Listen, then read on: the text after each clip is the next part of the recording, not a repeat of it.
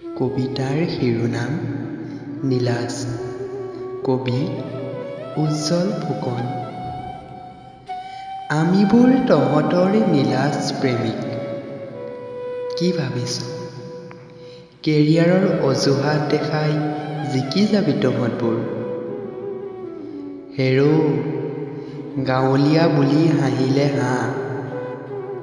মায়ানগৰীৰ জিলিকা পোহৰে ৰঙীন হ'ব ইচ্ছাও যে আমাৰ অলপো নাই। দুহাত বোলোৱা জেতুকাই যথেষ্ট প্ৰেমত মাতাল হ'বলৈ। মিনি স্কাৰ্ট নালাগে আমাক তহঁতবোৰৰ মন ভুলাবলৈ। য'ত বুটা বচা ৰিহাখনেই আঁকি যায় সুখৰ আলপনা। তথাপি যে তহঁতবোৰৰ প্ৰেমত পৰো। কিনো কৰিম উপায়বিহীন, কাৰণ আমিবোৰ যে তহঁতৰ নীলাজ প্ৰেমিক।